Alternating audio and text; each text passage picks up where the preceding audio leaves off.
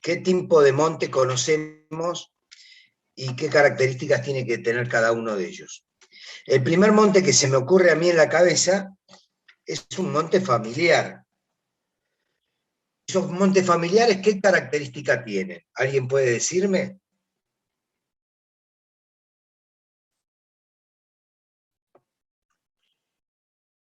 ¿Alguien puede decir qué características tiene un huerto familiar o un monte familiar?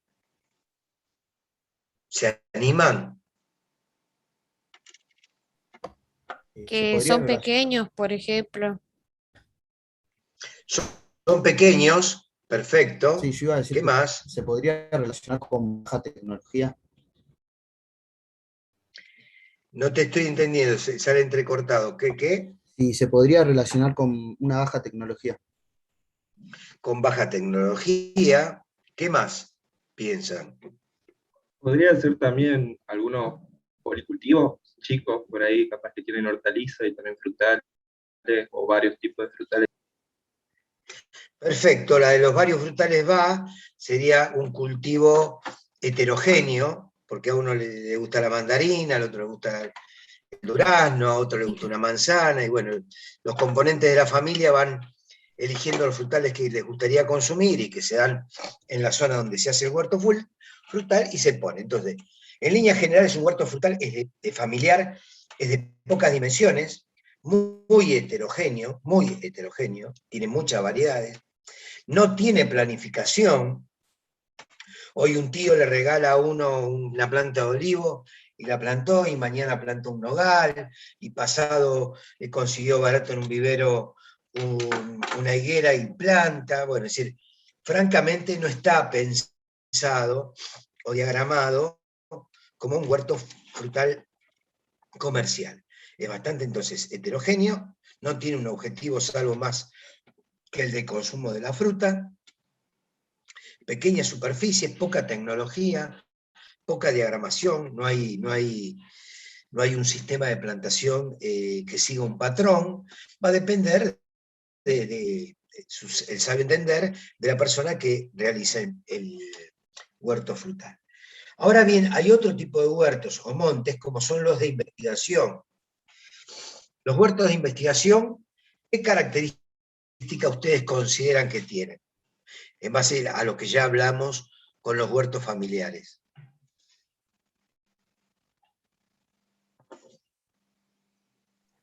Y este sí me imagino que está más organizado en hileras, según variedades, así para su estudio. Claro, ya tiene primero una proyección, ya tiene un desarrollo de investigación, por lo tanto es organizado. El huerto es organizado.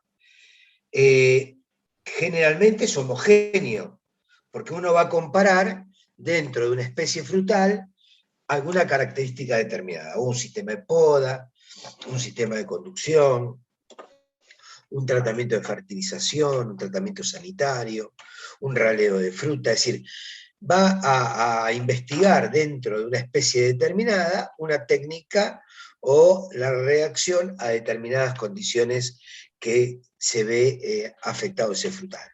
Si yo quiero generar una copa abierta, bueno, voy a ir probando diferentes tamaños de copa, formas de copa, qué sé yo, para poder ver cómo se responde, o intensidad de raleo, o un tratamiento químico. Vamos a imaginarnos que yo quiera controlar mosca de la fruta, voy proponiendo diferentes dosis en diferentes épocas del año, y ahí voy obteniendo mis resultados.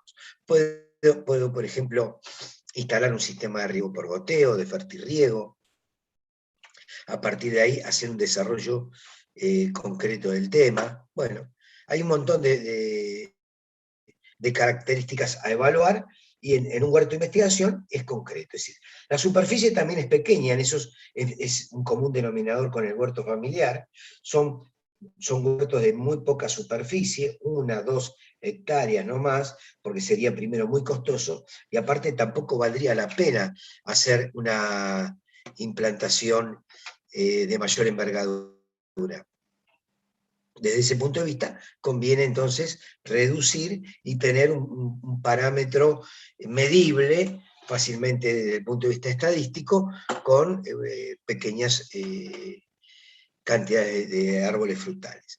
Después tenemos el huerto comercial, es quizás el que más posibilidades tenemos nosotros de desarrollar o de trabajar, es un huerto intensivo, de grandes superficies, organizado, homogéneo, puede tener diferentes fechas de floración, diferentes fechas de cosecha, pero en general son de la misma variedad, es decir, no es que hacemos naranja, ciruela y damasco, sino hacemos seguramente frutales de carozo, en otros hacemos frutales de cítrico, en otros frutales de higo, pero podemos variar en la variedad concretamente, y a partir de ahí tener diferentes fechas de floración, que se trasladan a diferentes fechas de cosecha y por lo tanto diferentes fechas de comercialización. Eso tiene ventajas y desventajas, ya las iremos viendo en la medida que vaya avanzando la clase.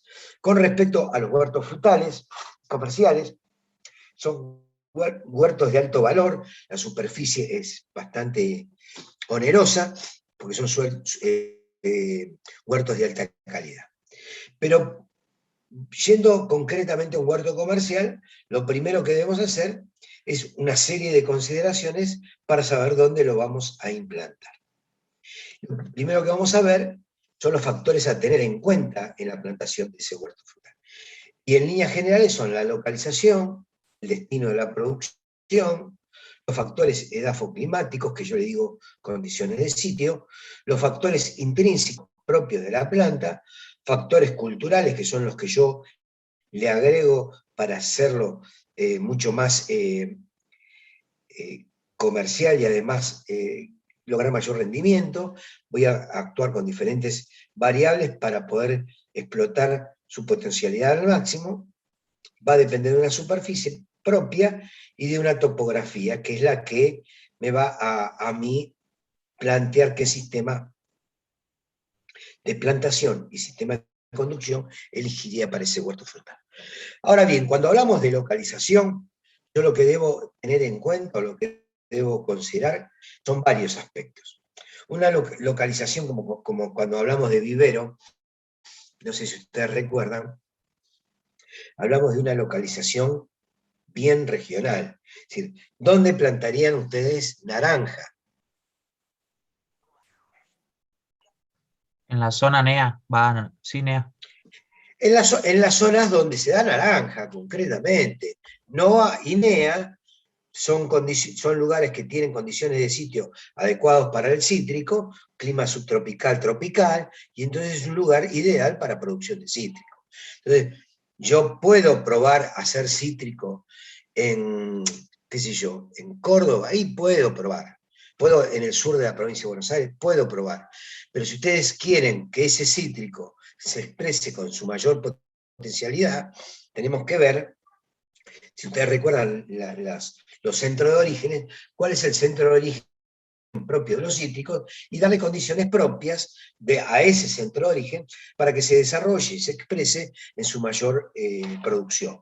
Para eso, entonces, es muy importante tener en cuenta los factores edafoclimáticos de la especie y a partir de ahí ir plantando.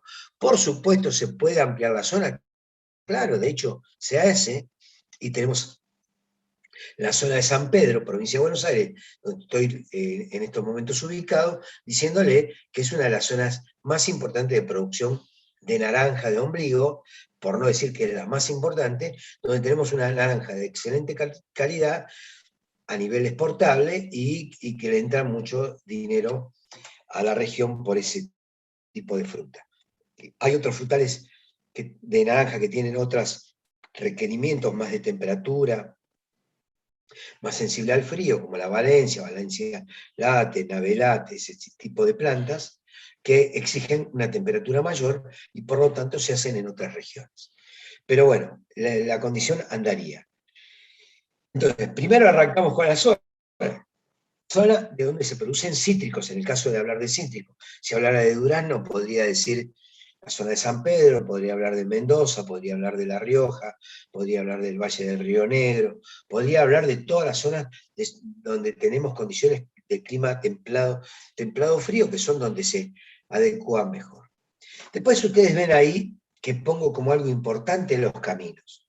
¿Por qué pongo o le doy una importancia al tema de los caminos? Porque los caminos son los que me van a permitir ingresar para hacer las labores culturales y me va a permitir a mí sacar mi producción. Si yo no tengo buenos caminos, o si tengo caminos muy estropeados, muy poseados, con muchos problemas, la fruta va a ir a los golpes hasta la planta de empaque, y cada golpe que recibe una fruta es un maltrato y una futuro problema a nivel post cosecha.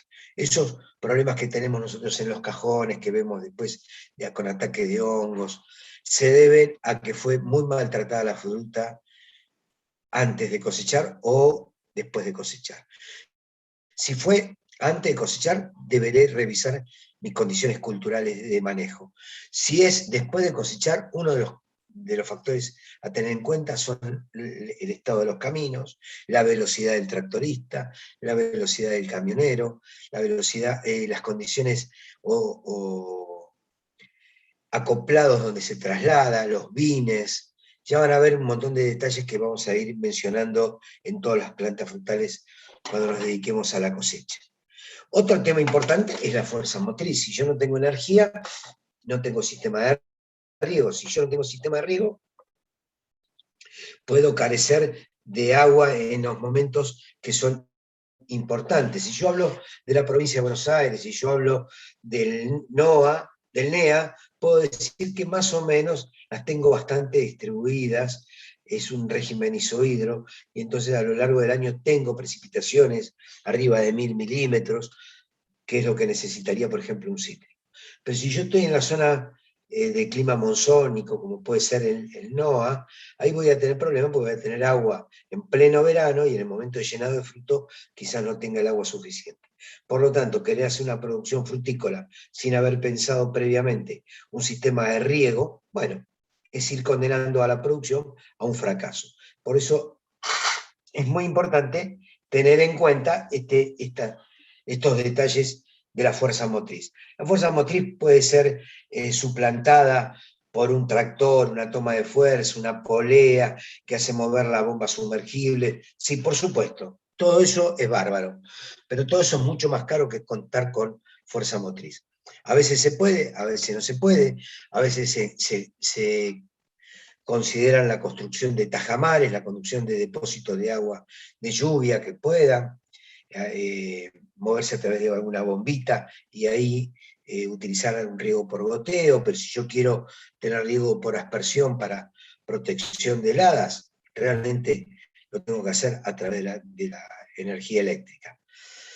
Tenemos otras zonas como son las zonas de regadío, como las zonas de Mendoza, la zona del Valle del Río Negro fundamentalmente, que se riegan con una excelente agua, que es el agua de deshielo. Bueno, ahí podemos regar por manto, pero es un riego bastante ineficiente. Si ustedes quieren estar en un cultivo de punta, en un cultivo de vanguardia, y requerimos tener un riego un poquito más óptimo, un poco más eficiente, que nos permite. Y dentro de esos niveles tenemos, por supuesto, en primer lugar el goteo, en segundo lugar la microaspersión y aspersión, y por último ya los riegos de manto o de inundación, que no son los más aconsejables desde el punto de vista del manejo del agua y del manejo del suelo, porque trae problemas de erosión, problemas de compactación, problemas de asfixia radicular, bueno, infinidad de inconvenientes. Otro tema a tener en cuenta son las instalaciones, porque cuando uno hace un huerto frutal, puede tener hectáreas exclusivamente de producción, pero mínimas instalaciones tiene que tener el productor agropecuario que se dedica al monte. Primero porque tiene que guardar los cajones, tiene que guardar los insumos, tiene que guardar la maquinaria, tiene que guardar un montón de cosas que son las que van a permitir el desarrollo del cultivo.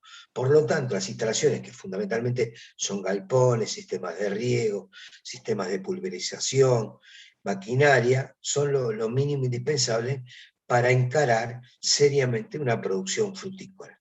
por lo menos desde el punto de vista comercial. Si es a nivel de huerto familiar, como estuvimos hablando hoy, no necesariamente tiene que hacer. Pero como hacemos manejo de suelo, como hacemos calendario sanitario, como hacemos un tratamiento quizás de la fruta en el momento de la cosecha para que llegue mejor a la planta de empaque, bueno, mínimamente necesitamos de determinadas instalaciones. Otro tema a tener en cuenta son las cortinas. Las cortinas forestales son fundamentales en determinadas regiones. En otras regiones no es necesario. Si yo cultivo manzanas, si yo cultivo pera, que tienen tanta sensibilidad en la epidermis, que pueden ser lastimadas por cualquier rama, a eso le llamamos con el nombre común de rameo, que son defectos que ocurren y que castigan el precio de la manzana, por ejemplo. Bueno, yo lo puedo evitar teniendo una buena cortina forestal. Una buena cortina forestal también me evita el traslado de enfermedades. Tenemos una enfermedad endémica en el país, que es la cancrosis de los cítricos. Ustedes mencionan cancrosis de los cítricos a los tucumanos y se agarran la cabeza, a pesar de que tienen muy poca cantidad, pero tienen. Eso puede generarle un perjuicio muy grande a la producción, porque cuando uno exporta, fundamentalmente, en el caso de Tucumán limones, debemos tener en cuenta que las frutas tienen que estar libres de cancrosis, primero porque reciben un control de los inspectores en la Argentina, del SENASA, cuando uno anota un lote para exportar, y segundo, porque si llegan a encontrar cancrosis en un cargamento que viene de Argentina, lo más seguro es que ese cargamento se pare, se envíe de vuelta o se destruya en el destino de donde llegó ese cargamento para evitar la diseminación de la enfermedad.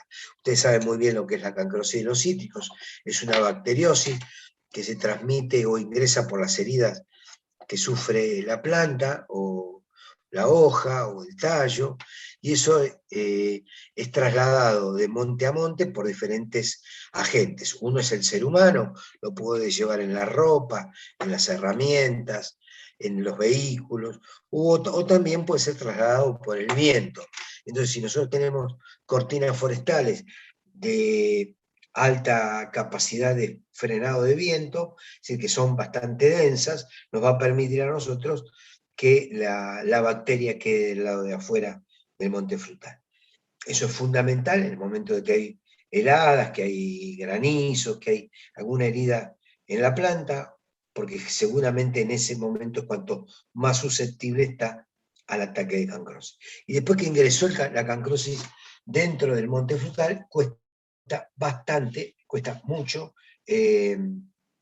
evitar que no se propague, y por lo tanto cuesta económicamente bastante dinero erradicarlo. Yo les diría que prácticamente no se erradica, se va a tener que convivir con ese tipo de enfermedades, pero bueno, ya tendríamos que plantear un tratamiento fitosanitario mucho más exigente, específicamente pensando en la cancrosis de los cítricos.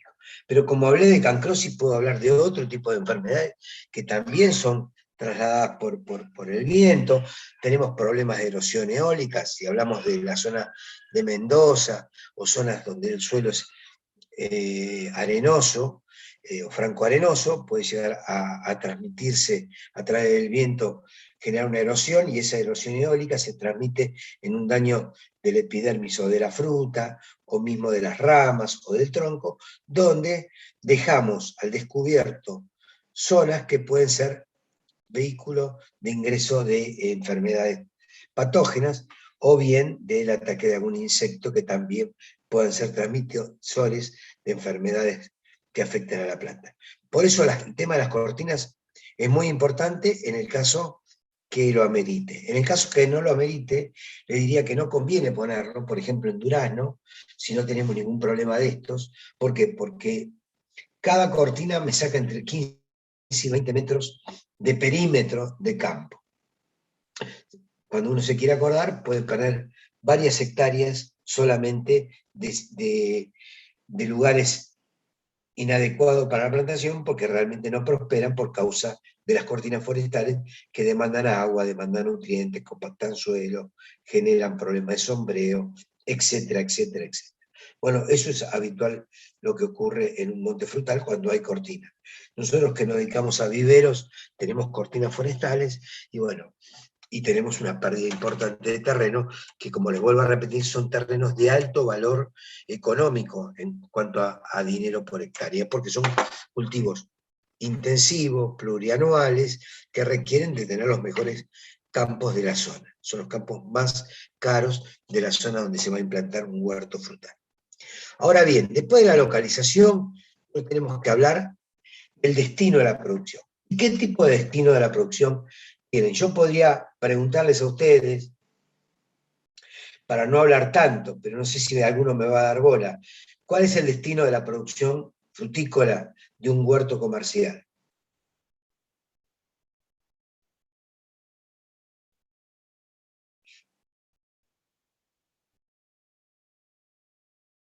Y puede ser para consumo en fresco o para industria, por ejemplo. Correcto, diría Susana Jiménez. Correcto, es o para huerto o para consumo en fresco, que es el de mayor alto valor que se obtiene de una fruta, o bien para industria. Y dentro de la industria también tenemos una gama importantísima. El fresco también puede ser destinado o para consumo interno o para consumo de exportación. Y dentro de la industria tenemos infinidad de productos obtenidos a través de la fruta. Puede ser el jugo, puede ser concentrado, puede ser esencias, puede ser el fruto pelado y en lata, como lo conocemos habitualmente al durazno o a la manzana, a la pera en almíbar, que habitualmente se obtienen como conservas. Tenemos los orejones, es decir, la industria del desecado, tenemos la industria de la mermelada, la industria del helado, por ejemplo. El helado demanda mucho de fruta para industria, porque realmente es mucho mejor hacer un helado no solamente con esencia, sino también aportarle la pulpa, que eso es interesantísimo, porque le da una calidad superlativa que no tiene un helado de industria, como tipo, no quiero hablar de marca, pero tipo Grido, o ese tipo de helados que son industriales, son helados que tienen el gusto a durazno, el gusto a fruta, naranja, todo eso son en base a esencia, que también son, por supuesto, provenientes de la industria, pero bueno, rinden mucho más que consumir fruta. Y realmente cuando uno come un helado artesanal, tiene la característica de comer un helado de durazno, un helado de frutilla, un helado de ananá, hecho directamente con la fruta, ¿no? Eso es muy importante. Dentro del fresco, les vuelvo a repetir, tenemos dos destinos: el mercado interno, que se comercializa a través de diferentes tipos de canales de comercialización. Lo más común son los mercados concentradores. En cada provincia hay mercados concentradores. Esos mercados concentradores los distribuyen a lo largo de la provincia. En el caso de la provincia de Buenos Aires, tenemos lo que se llama el mercado central. En ese mercado central recibe fruta de todo el país y a partir de ahí también es distribuida a las diferentes zonas. Es decir, que la naranja que llega de Jujuy al mercado central, de ahí pasa al resto de las provincias, fundamentalmente las provincias que no son productoras de cítricos, y así viceversa. Cuando viene la fruta proveniente, la manzana de Río Negro, la pera de Río Negro, puede ir directamente a Córdoba, puede ir directamente a Jujuy, puede ir directamente a Catamarca, pero generalmente también puede pasar a través de grandes mayoristas o de distribuidores al mercado central de Buenos Aires y a partir de ahí a los diferentes canales. Fundamentalmente, cuando hablamos de supermercados, los supermercados son grandes concentradores de compra de productos frescos y compran directamente al productor, es decir, que va José Carrefour, por ejemplo, o Juan Coto, y va y lo va a ver al tipo que produce fruta y le compra directamente. Eso es muy común que ocurra. También puede ser directamente que le compren a distribuidores. ¿Por qué? Porque si uno le compra directamente a un productor, enseguida se le acaba la fruta o tiene problemas de comercialización y el supermercado queda en banda o queda faltando de fruta. Al comprarle a un distribuidor, que el distribuidor tiene la capacidad de compra de diferentes productores o cámaras de productores, etcétera, etcétera, etcétera, puede concentrar un volumen de fruta mayor y lo comercializa. Tenemos el problema también de las condiciones de compra de supermercado. Bueno, eso lo podríamos hablar un día en una clase de comercialización si tenemos tiempo, porque es bastante complejo. Pero bueno, en líneas generales decimos que el consumo en fresco está dado por los mercados concentradores o por los supermercados de las grandes cadenas, como la Anónima en el sur. Francamente desconozco qué supermercados importantes o cadenas hay en el norte del país. Sería bueno que la gente de Salta nos pudiera iluminar al respecto y mencionar algún nombre de supermercados, o son los que habitualmente tenemos acá en la zona de Buenos Aires. No quiero pecar de eso y me gustaría enterarme y aprender de otras regiones. Sé que en el sur es la Anónima, pero en Salta, Mendoza, ¿qué supermercados grandes tienen ustedes? Acá en Salta, Hiperlibertad, Día, Ajá. Easy, como los más grandes, ¿no? ¿Y si funciona como supermercado o venta de materiales y cosas de la construcción? Eso. Como ambas. Ah, no sería Jumbo, ahí no. Mm, Creo que no tenemos Zoom. Lo conocen como Easy. No, porque Easy y Jumbo son chilenas y podía pensar que por la cercanía podían ser Sí, hay, chilenas. profe. Sí, tenemos Jumbo y sí. Ah, Es el genial. mismo, digamos. Sí, porque es lo mismo, es lo mismo. Pero acá habitualmente lo que es alimentos lo comercializa Jumbo, y lo que es todo de insumos para la construcción, ferretería y decoración, lo comercializa Easy. Bueno, bárbaro, era solamente a título informativo. Seguimos para adelante. Vamos a hablar ahora de los factores edafoclimáticos. Los factores edafoclimáticos son aquellos que me van a limitar la producción. Yo les digo condiciones de sitio, cuál es la condición más adecuada para la producción del frutal en cuestión y obtener la mayor potencialidad de esa misma fruta. Dentro de ello tenemos que primero evaluar el suelo, eso hablamos de edafo, del suelo. Cuando hablamos del suelo hablamos de textura, tipo de estructura, qué nivel de fertilidad, qué nivel de salinidad, etcétera, si tienen enfermedades de suelo como nematodos, etcétera. ¿Por qué es importante todo esto? Porque yo el cultivo lo planté hoy, muchachos, y dentro de 40 años lo sigo teniendo, o dentro de 20 años lo sigo teniendo. Son cultivos plurianuales, pasan toda la vida y quizás hasta la vida del productor implantados. Entonces, cuando yo planteo este tipo de situación, yo requiero que la condición de sitio de ese suelo a plantar sea el mejor que pueda. Por supuesto, de la zona en donde lo voy a implantar. Así que cuando yo vaya a comprar el campo o vaya a un campo, tengo que seguramente considerar qué condiciones tiene desde este punto de vista. Por supuesto que la textura y estructura son fundamentales porque me van a limitar a mí la absorción de los nutrientes, me va a permitir a mí generar una estructura radicular que se pueda desarrollar, que pueda explorar, que pueda llegar a lugares impensados y en función de eso poder captar mejor esa solución de suelo. Piensen que cuando captamos solución de suelo, en esa solución de suelo van los nutrientes y a partir de esos nutrientes el desarrollo posterior de la planta. Si yo tengo problemas de textura, tengo problemas de estructura, por ejemplo, de compactación, problemas de impedimentos como puede ser tosca, roca madre, compactación excesiva, problemas de alta cantidad de arcilla, todo ese tipo de cosas van en detrimento del desarrollo radicular. Al ir en detrimento de ese desarrollo radicular, voy a tener menor exploración de las raíces.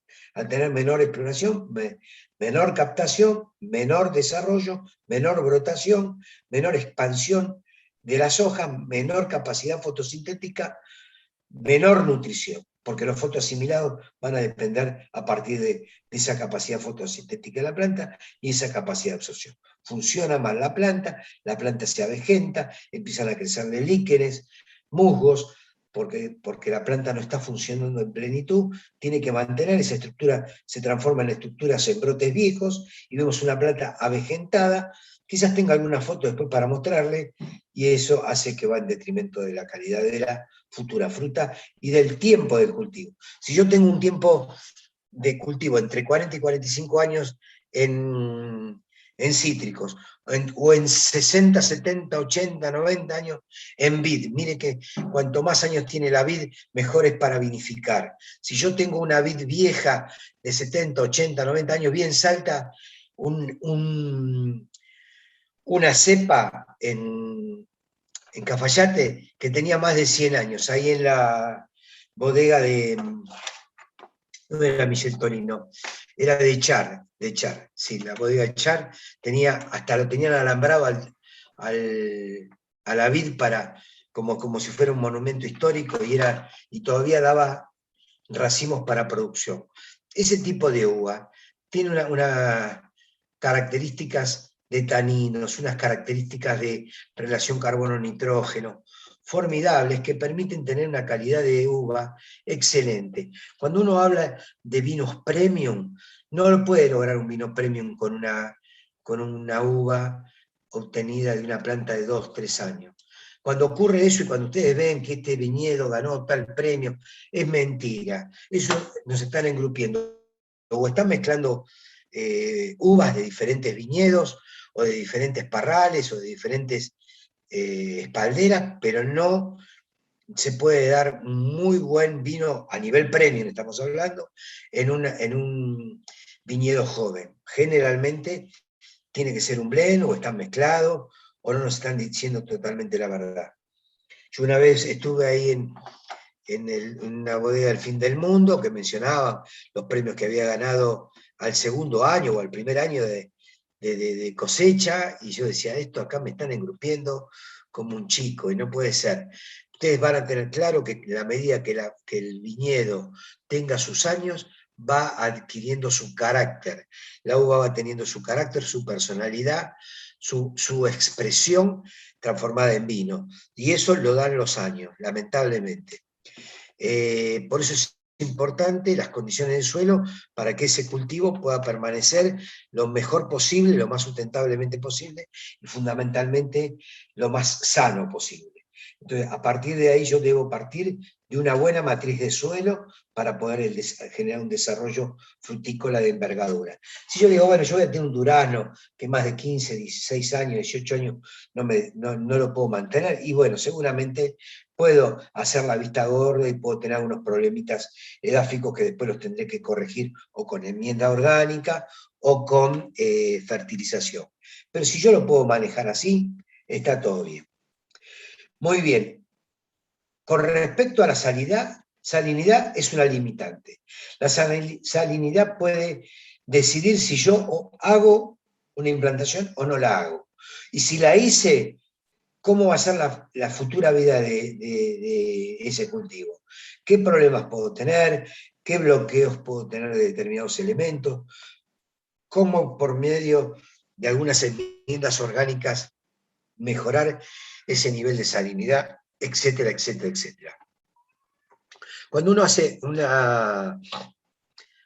análisis de suelo, por supuesto va a ser un análisis químico, un análisis físico. Yo siempre hablo de los dos tipos de análisis, pero cuando leo cualquier análisis químico que me presenta un productor, lo primero que miro es la conductividad eléctrica. La conductividad eléctrica a mí me está dando pautas de qué nivel de salinidad tengo en ese suelo, qué nivel o qué capacidad tiene ese suelo de aceptar un fertilizante, y piensen que si ustedes quieren hacer un cultivo intensivo, en general una producción intensiva que se les ocurra, gallina, pollo, chancho, feedlot, verduras, flores, lo que ustedes quieran, pero en forma intensiva, requiere de alta tecnología y de un buen sistema de riego y un buen sistema de fertilización. Si nosotros no manejamos esas variables, seguramente nuestro cultivo será un cultivo mediocre, un cultivo del montón, pero si ustedes quieren destacarse, tienen que hacer. Y donde hay un ingeniero agrónomo trabajando, ese cultivo se tiene que destacar, porque si no sería tristísimo, porque podía haberlo hecho cualquier productor y listo. Ustedes cada vez que intervengan en un cultivo, seguramente le van a sacar un plus a ese cultivo. Y uno de ellos es evaluar el nivel de salinidad. Si hay que hacer lavado de suelo, si lo permite, si no lo permite, si hay para eliminar esa salinidad o esas sales a través de un lavado, qué es lo que hacemos, si tiene nematodos, nos conviene plantar, si tienen nematodos nos conviene primero eliminarlos y después plantar. Bueno, generar un montón de evaluaciones previas a la implantación. Piensen que esta clase es de implantación. Justamente yo me voy a arriesgar a un sistema productivo y a gastar un montón de dinero. Por lo tanto, debo evaluarlo. Si tengo que comprar un campo, compro el mejor, veo su estructura, su textura, su fertilidad, sus niveles de salinidad, sus niveles de infectación, si es que lo tienen, y a partir de ahí lo compro o no lo compro. Es decir, si ya lo tengo porque es el campo donde me está tocando ir a trabajar, o bien es una expansión y yo tengo que agrandar o cambiar de cultivo, bueno, hagamos igual las evaluaciones para no gastar dinero al divino botón. Otro tema importantísimo es el agua. Siempre hablamos del agua. El agua es tan importante desde el punto de vista de preparar un caldo de pulverización o bien de regar. Si yo arranco con un agua ya con conductividad eléctrica alta, y en la medida que yo le agrego un fertilizante, piensen que cada vez que ustedes agregan un fertilizante, de diferentes formas que lo agreguen, estamos agregando una sal. Imagínense un hipertenso que quiere comer un churrasco, le agrega salsa. Una ensalada le agrega sal, a todo le agrega sal. A la manteca en el pan le agrega sal. Bueno, va a llegar un momento que el tipo explota como un sapo. Bueno, el cultivo también ocurre lo mismo, explota como un sapo. ¿Por qué digo que explota como un sapo? Porque al tener niveles altos de salinidad, por problemas propios de mal manejo de cultivo, lo que yo estoy generando son inhibiciones en la absorción de determinados elementos que van a carecer, van a tener un estrés de ese elemento por falta de acción, a pesar de que yo lo estoy agregando. ¿Cómo puede ser que me falta tal cosa si yo lo estoy agregando? Y fundamentalmente por un problema de salinidad. Y a veces se da a través del agua. Como yo riego periódicamente y mi agua es de mala calidad, puedo tener problemas. Entonces, en el caso de tener problemas, o tengo que mezclar el agua, tengo que mezclar con agua de lluvia, tengo que mezclar con otro tipo de aguas de mejores calidades para poder aumentar. Nosotros, por ejemplo, acá en el vivero de San Pedro, tenemos invernáculos para la producción de cítrico, y yo tengo sistemas de riego a través de bombas sumergibles. Tengo unas que son de 3-4 HP y tengo una de 26 HP que tira 120.000 litros hora. Ese tipo de agua yo la utilizo para los cultivos de suelo. Cuando hablo de un cultivo de maceta, como es el cultivo del cítrico, recuerdan el vivero comercial que se hace en contenedores, bueno, yo ahí tengo que tener la mejor calidad de agua. Y como le aplico fertilizantes a través del riego por goteo, aún más debo mejorar esa calidad de agua. Por lo tanto, yo acá en San Pedro utilizo agua de lluvia. Si ustedes pueden juntar agua de lluvia, si pueden mezclarlo, lo hemos visto en Mendoza, que juntan el agua del deshielo en grandes piletones, en grandes depósitos de agua, y a partir de ahí usan para mezclarla en el agua tradicional de bomba sumergible, subterránea, o bien directamente regar con ese tipo de agua. Cuanto mejor es el agua, mejor es el desarrollo. Le diría más. Es casi más importante el agua que el suelo. Porque yo el suelo lo puedo manejar si tengo un problema de fertilidad agregándole fertilizante. Pero si yo tengo mala agua, es muy cara mejorar esa agua. No puedo hacer osmosis inversa, como se puede hacer técnicamente, más para un cultivo de las características de un morte frutal. Consumo mucho volumen de agua, piensen que necesito entre 1000 y 1100 milímetros por año de agua a lo largo de todo el año, y entonces, o en los momentos críticos, como son floración y llenado de fruto, y a partir de ahí yo tengo que manejarme prudentemente. Por lo tanto, si yo arranco mal con el agua, directamente le digo al productor, jefe, ¿sabe qué? No vamos a cultivar. No vamos a cultivar porque tenemos este problema de agua. Hicimos un análisis de agua, no nos rinde, no nos sirve, no nos conviene cultivar ahí. Aunque los insulten, ustedes tienen que avisarlo porque después pueden tener problemas. Por último, tenemos el clima. No me quiero extender mucho porque si no, pareciera que alargo el tema de la clase. Con respecto al clima, Daniel. manejamos... Sí, ¿Cómo andás, Marieles? Marieles, ¿cómo le va? ¿Podés dar un valor de conductividad? Sí, cuando nosotros superamos el 3 al 3,5% de conductividad eléctrica, ya estamos corriendo peligro. Correcto, es decir, a partir del 3,5% yo estoy en un límite en que cualquier cosita que yo lo agregue me vaya a 4 o a 5 en la semana. A partir de ahí yo ya tengo problemas de bloqueo de algunos elementos.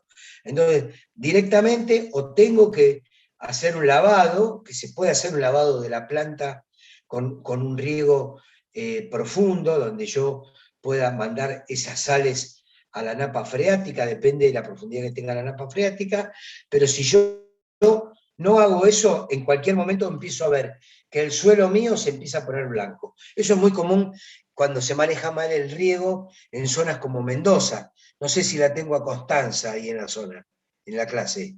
Si hoy vino o no la quiero comprometer a esta chica que es de Mendoza. Pero seguramente si ella recorre la provincia va a ver que hay muchos terrenos que se ve la sal en superficie. Eso no era que tenía problema de sales.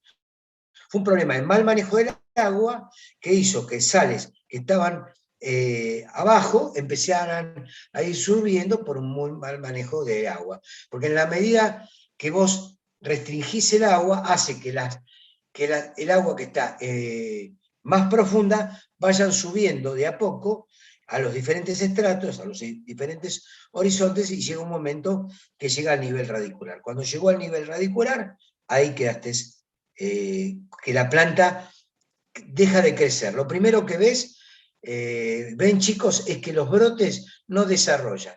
Una de las características a tener en cuenta cuando uno ve un brote que no desarrolla, como que la planta es vieja, como que las hojas no son brillosas, pueden ser dos motivos, o falta de nutrición, o un problema de salinidad por falta de nutrición. En realidad pareciera como que fuera lo mismo, pero en realidad no es lo mismo, porque un problema de nutrición yo lo puedo resolver con una nutrición. Un plan de fertilización, evalúo qué elementos me faltan, hago un análisis foliar de hoja, a partir de ahí veo qué llega de lo que yo tengo en esa gran alcancía que yo digo el suelo, y a partir de ahí lo puedo resolver. Pero el problema más grave es cuando yo tengo el nutriente y la planta no me está desarrollando. Bacana, ahí me cambió totalmente el panorama. ¿Cómo puede ser? Si yo tengo nitrógeno, yo tengo fósforo, yo tengo potasio, yo tengo hierro, yo tengo molibdeno, tengo cobalto, tengo zinc, ¿por qué no la expresa en la hoja? ¿Por qué esa hoja es opaca? ¿Por qué es amarilla? ¿Por qué tengo los bordes quemados? ¿Qué es lo que está pasando? ¿Por qué los brotes parecen que las yemas estuvieran, lo que cubre la yema que estuviera quemada, como si hubiese sido un ataque de helada? Yo el otro día estaba viendo tu clase, Marieles, de condiciones meteorológicas, condiciones ambientales, y veía esas yemas quemadas, y algunas yemas quemadas me hacían acordar a problemas de salinidad, que yo he visto acá en San Pedro, es muy común, porque los tipos agregan, ¿por qué? Porque fueron a la agroquímica y el tipo le dice, mire, llegó este producto químico, y por supuesto que el productor lo que quiere es tener la mejor fruta, no hay duda, y no le pijotea, y compra, y lo maneja mal, porque no es lo mismo una cucharada de dulce de leche para cualquiera de ustedes, o una cucharada de dulce de leche para un diabético. Exactamente no es lo mismo. Entonces lo único que estamos generando es un problema serio para el cultivo que después es más complicado erradicar, porque cuando ya tenés la salinidad dentro del suelo, ya tenés limitantes propias que vos metiste, y la única manera de que se vayan es o mediante algún cultivo que absorba esa salinidad, como algún cereal, como alguna hortícola que a veces se puede utilizar, como el haba, que tolera más suelos salinos y aparte puedo aportar un poquito más de nitrógeno al suelo antes que me forme la semilla. Bueno, puedo hacer eso. Pero ¿por qué voy a hacer un gasto extra pudiendo evitarlo? Solamente porque soy un caprichoso, o porque no me dejé asesorar bien, o porque solamente me asesoré por un tipo que vende productos químicos. Yo lo que tengo que hacer es contratar a un profesional, que ese profesional evalúe qué características tiene. Yo les digo una cosa, vamos, 10 de los que estamos acá, vamos a ver a un dietólogo, y seguramente que cada uno, si el dietólogo o el médico nutricionista es serio, nos va a dar una dieta diferente, porque cada uno tiene características diferentes. A unos van a requerir más hidrato de carbono, otros menos hidrato de carbono, etcétera, etcétera, etcétera. Con la producción agropecuaria ocurre exactamente lo mismo, y más en este tipo de cultivos donde yo estoy fertilizando para que genere nuevas estructuras. Piensen que sale de una poda, por lo tanto tengo que brotar, y si brota tiene que desarrollar esa rama, y si desarrolla esa rama tiene que estar bien nutrida para después ser el destino de los fotoasimilados que envía la raíz para que esas hojas bien expandidas puedan captar los nutrientes. Algo tan básico como esto, que lo mismo en fisiología vegetal, chicos. Pero si yo arranco mal de entrada, yo arranco con problemas. Y el agua es fundamental. El suelo es fundamental. ¿Hasta ahí está más o menos claro? Sí, profe. Bárbaro, gracias. Son las 16:58, vamos a dar hasta las 17, vamos a parar 5 minutos para que yo pueda ensillar el mate, ustedes vayan al baño y ese tipo de cosas. Arrancamos otros 40, 50 minutos más, y así vamos haciendo la clase un poquitito más amena, y no hablo yo como un loro, que a veces cuando termino la clase digo, ¿alguien me habrá escuchado? ¿Qué sé yo? Bueno, hablando del clima, yo lo que quiero decir, que el clima encierra todos los factores que mencionó Mariles en su clase, que fueron perfectos, sobre temperatura, humedad, precipitaciones, horas de brillo solar, etc. Si yo tengo que elegir dentro de las más importantes, digo que la temperatura es la más importante de todas, indiscutiblemente, porque actúa en todos los procesos fisiológicos que se van a desarrollar en la producción frutícola.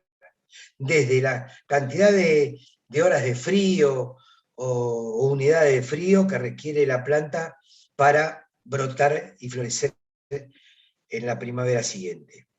Desde la temperatura que requiere para que la floración sea lo más homogénea posible. Desde la temperatura que requiere para generar lo que es el llenado de fruto, la mejor división celular, y de esa manera garantizar un fruto de mayor tamaño. La temperatura que requiere para evitarse que se generen problemas serios de malformación de frutos, malformación de brotes, quemaduras de flores, quemaduras de grano de polen, quemadura por supuesto de ovario, quemadura de frutos, problemas de quemadura de la semilla y por lo tanto pérdida de fruto. Todo eso va en detrimento de la producción. Y si yo puedo sacarle 120 kilos de fruta a una planta, le tengo que sacar 120 kilos. Si le tengo que sacar 60, le sacaré 60. Así que yo le tengo que sacar la mayor cantidad de fruta que puedo para una planta. Eso es básico, es básico. Yo tengo 400 plantas de fruta por hectárea, a 80 kilos, yo tengo que estar hablando entre 30 y 40 mil kilos de fruta por hectárea. Si no, yo voy para atrás. Porque no alcanza solamente con la unidad económica en cuanto a condiciones de superficie, de área a cultivar. Yo tengo que pensar en cuánta capacidad de fruta puede obtener esa planta en función de mi sistema de conducción, que ya lo vimos en poda, y de mi sistema de implantación, que es lo que vamos a ver en el día de hoy. A partir de esas dos conjunciones, que sería como el ABC de la planificación del huerto frutal, que van de la mano, yo tengo que encarar mi monte frutal. Por eso es muy importante. Con respecto a la humedad también, porque la humedad me va a regir a mí, primero en la capacidad y calidad de esa fruta. ¿Qué capacidad de desarrollo tiene esa fruta?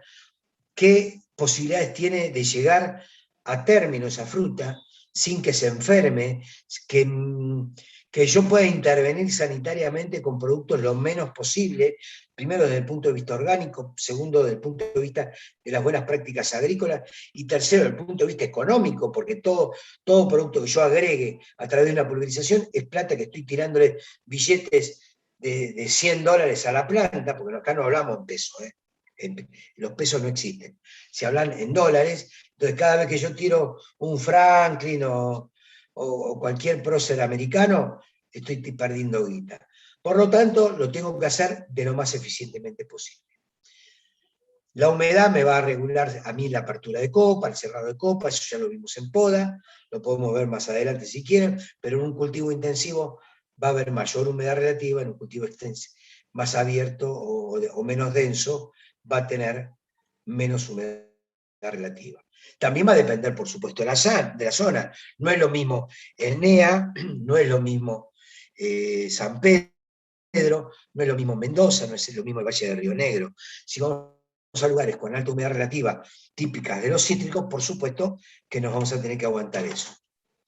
Con respecto a la heliofanía, yo la puedo manejar en parte, yo puedo, abriendo la apertura de copa, manejar la cantidad, no la cantidad de horas, pero sí la capacidad de captación de esas horas de sol que tengo. Si tengo 4 horas, tengo que captarla lo mayor posible. Piensen que un árbol frutal requiere mínimo entre 10 y 12 horas de sol para estar en plena producción, Eso se logra en pleno verano, en los frutales de Carroza y Pepita, pero cuando estamos hablando de un cítrico, estamos teniendo problemas.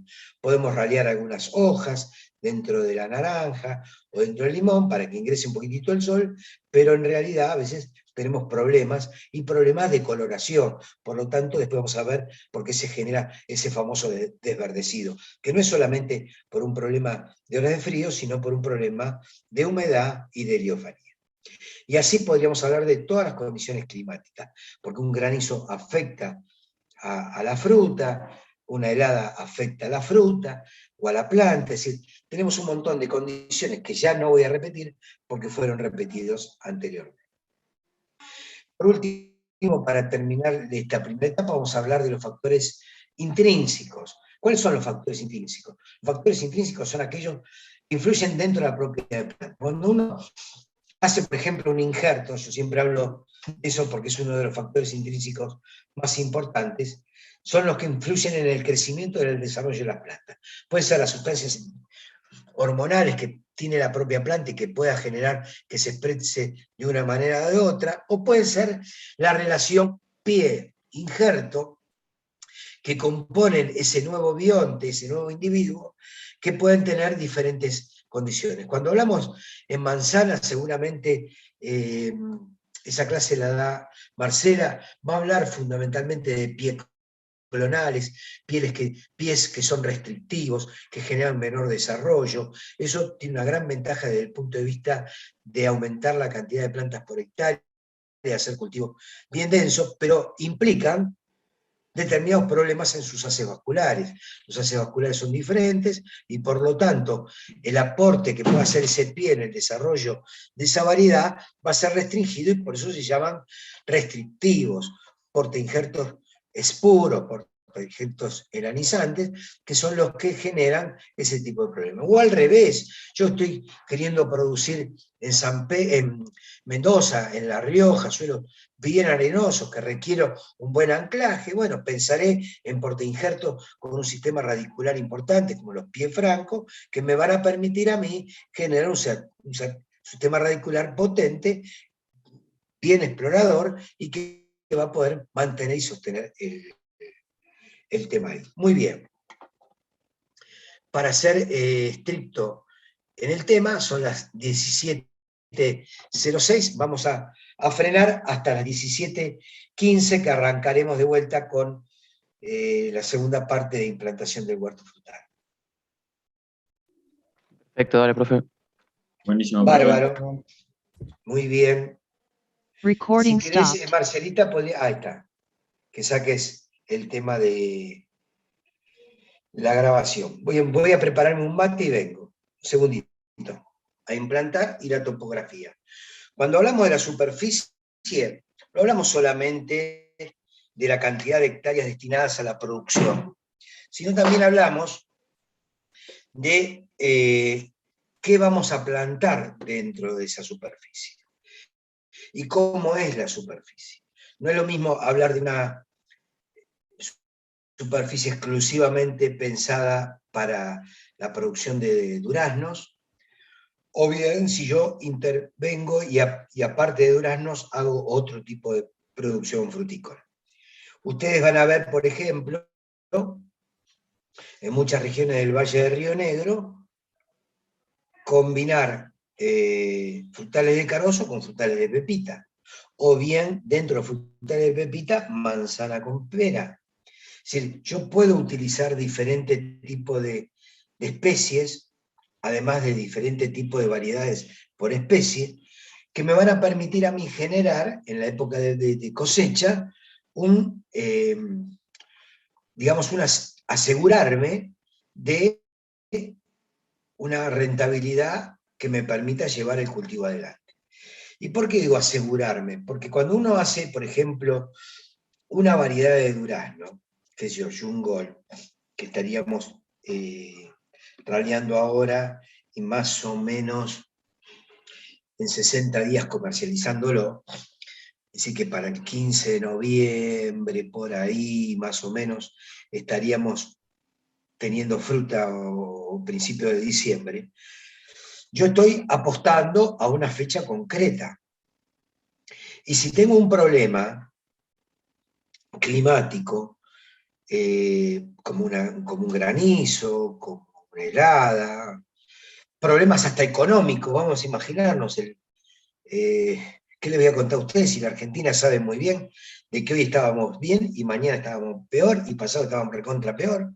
Y no sabemos, porque no depende de nosotros, depende de otros factores, y sonamos. Entonces, a partir de ahí, vos tenías el producto cuando la gente no tenía un mango, y por lo tanto nos vamos a pique, pero si el tipo cobró el aguinaldo, o esto, o lo otro, qué sé yo, o viene en la fiesta y quiere gastar mayor dinero, bueno, de esa manera yo lo que me garantizo es como un reaseguro. Al tener diferentes variedades, tengo diferentes fechas de cosecha, diferentes fechas de ingreso al mercado, diferentes precios a lo largo de toda la ventana productiva y de comercialización, y de esa manera garantizarme que siempre voy a tener un ingreso. Aparte, por ejemplo, si ustedes quieren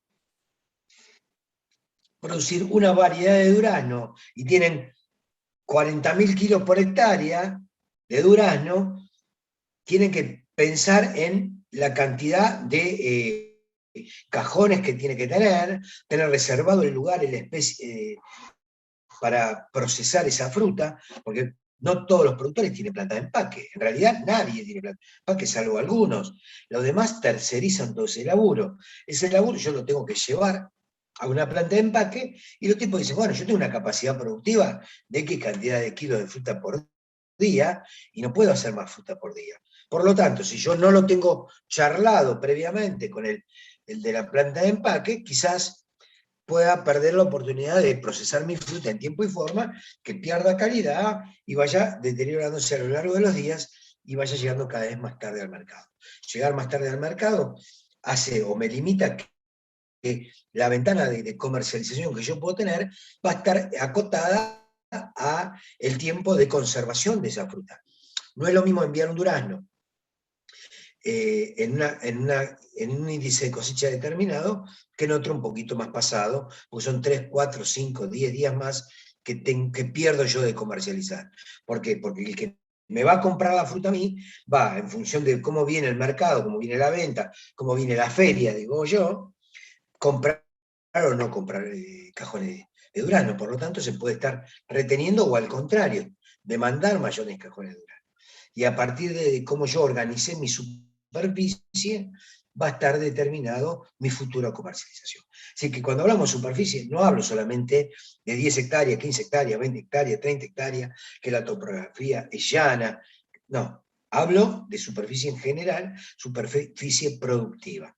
La topografía, claro que juega un rol importantísimo, y por eso lo pongo. Y no lo pongo como una parte de la superficie, pues yo podría haber puesto superficie, flecha, topografía, porque la topografía, pero acá cuando hablo de superficie, hablo en general de superficie productiva. Cuando hablo de topografía, concretamente, hablo de pendiente. Si tiene pendiente, si tiene nivelado, si es una pequeña topografía, una pequeña ondulación que yo pueda nivelar mediante una rastra, para unificar, para que circule bien el agua, para que yo pueda distribuir mi riego por goteo, etcétera, etcétera, etcétera. Pero a veces no tenemos esas pendientes. Tenemos pendientes mucho más fuertes, pendientes que nos obligan a nosotros a usar un corte de pendiente como manejo de suelo. Es más, una curva de nivel. Si ustedes van a determinados lugares de Salta, o de Catamarca, o mismo de Tucumán, vamos a ver muchos cultivos hechos en pendiente. Disculpen que voy comiendo un pedacito de torta que me hizo mi hija. Pasa eso, es decir, uno tiene que tener en cuenta ese tipo de detalles. ¿Por qué? Porque la topografía me va a condicionar qué sistema de implantación hago. Si yo tengo una topografía importante, que hago una curva de nivel, no voy a poder hacer una implantación en cuadrado, una implantación en rectángulo, porque en realidad lo que yo debo respetar es la curva de nivel. Los puntos de igual cota, ustedes lo saben muy bien. Si yo quiero hacer un aterrazado, y seguramente va a ser así. Si, por ejemplo, yo tengo un cultivo de limones en la zona de Italia, de Salerno, donde se hace el famoso limoncello, ¿quién no ha tomado una copita de limoncello que alegra el espíritu? Yo les puedo decir que a ellos lo hacen todo a nivel terraza, pero acá en la Argentina no se hace terraza. ¿Por qué no se hace terraza? En Perú sí se hace terraza. Acá no se hace terraza, primero por lo costoso, segundo porque hay que tener maquinaria específica para eso, y tercero, porque realmente no sería rentable. Si nosotros hablamos de una curva de nivel con pendientes importantes, arriba del 3%, seguramente vamos a poder manejarlo porque es algo ya más cotidiano dentro de nuestras propias pendientes. Pero si las pendientes son mucho más grandes, mucho más peligrosas, seguramente nos va a generar inconvenientes.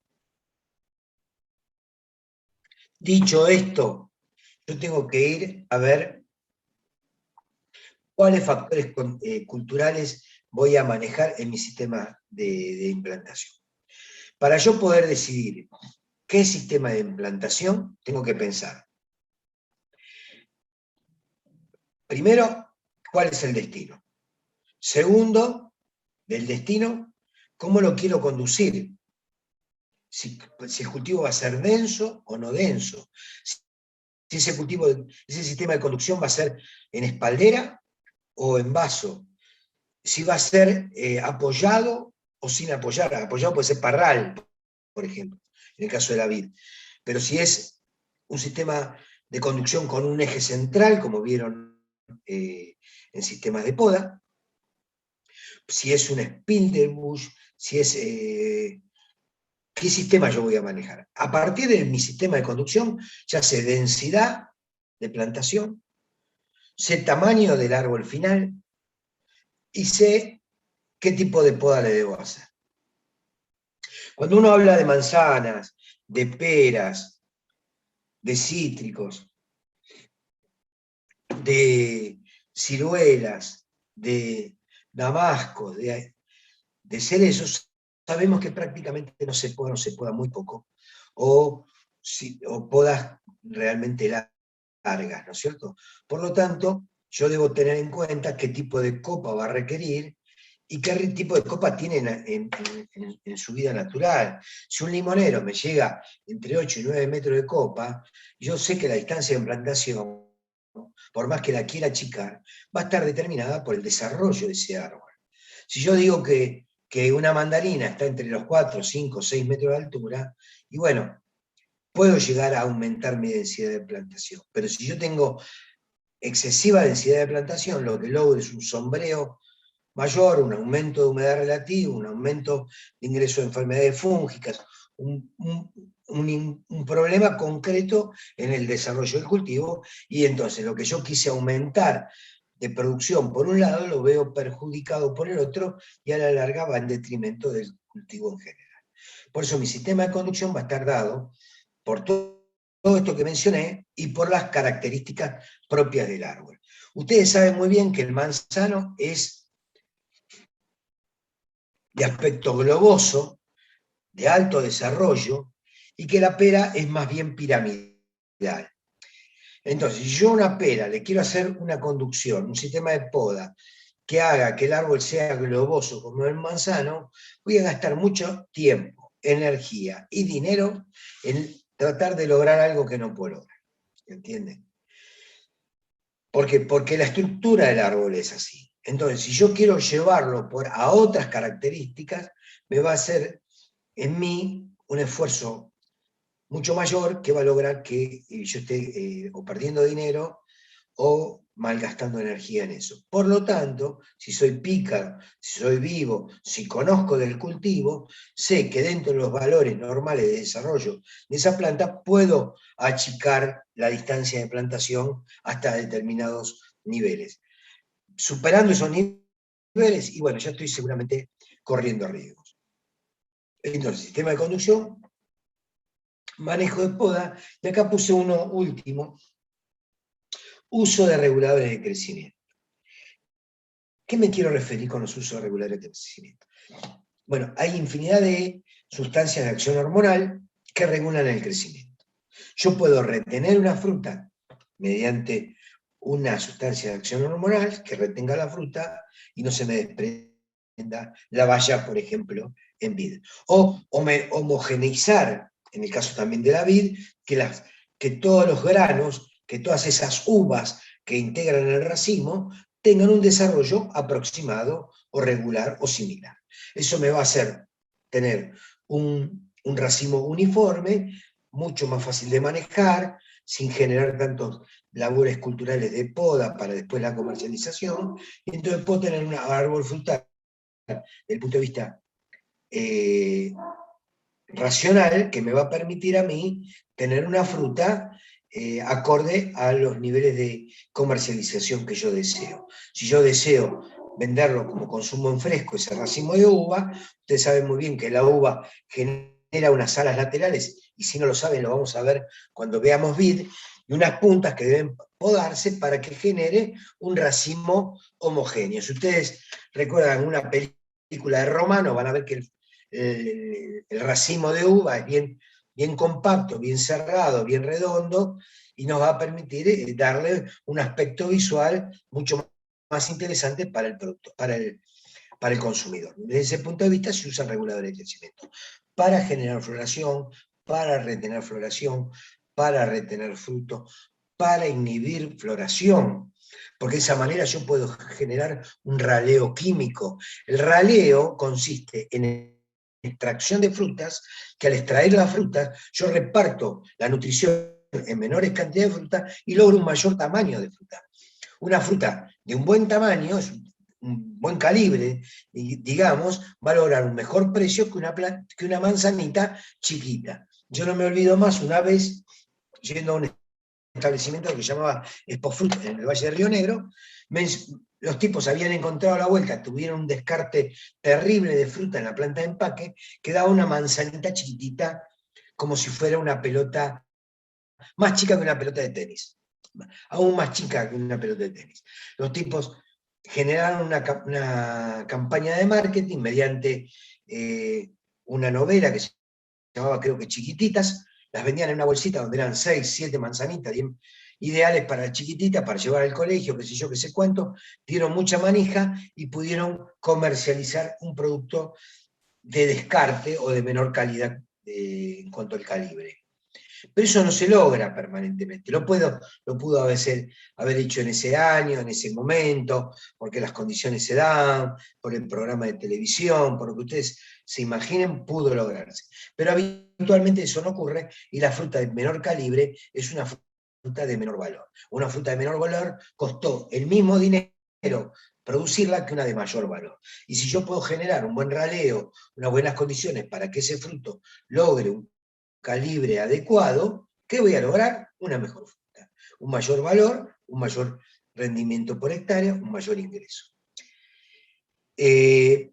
Terminé ahí esta parte. Sigamos para adelante. Cuando hablamos de los sistemas de conducción, fundamentalmente hablo de libre y apoyado, ya lo estuvimos hablando. Esto es en el Valle de Río Negro, concretamente en la zona de donde está Espera un segundito que me está sonando el teléfono, voy a desconectar. Un segundito, discúlpenme. Apago acá. Ahí está. Creo que deja sonar. Muy bien. Les decía, esto es en el Valle de Río Negro, en Villa Manzano. En Villa Manzano, y en un establecimiento que se llama Rosauer. Esta es una manzana característica de ellos, que es la Pink Lady, tiene un royalty, por lo tanto un valor de comercialización mayor, porque hay que pagar la patente de eso. Este es un cultivo en espaldera, ya vieron el sistema apoyado, requiere una estructura importante de alambres y de palos y de tensores de palos. Voy a marcar acá con mi cursor, no sé si ustedes ven los tensores que soportan estos palos. Eso hace que sea algo muy costoso. Si lo ven a lo largo de la calle, se darán cuenta que cada surco tiene una distancia aproximadamente entre fila y fila de 4 metros, y entre planta y planta no más de 1 metro, 1,20 metros. Eso hace una cantidad de plantas por hectárea importante. Y miren la cantidad de fruta. La cantidad de fruta también es interesante.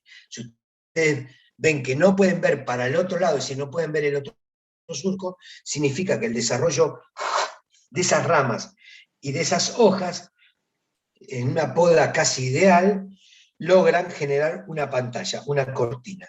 Eso es lo que nosotros necesitamos para cuando hablamos de una espaldera. Yo tengo que no ver el surco que está al lado mío.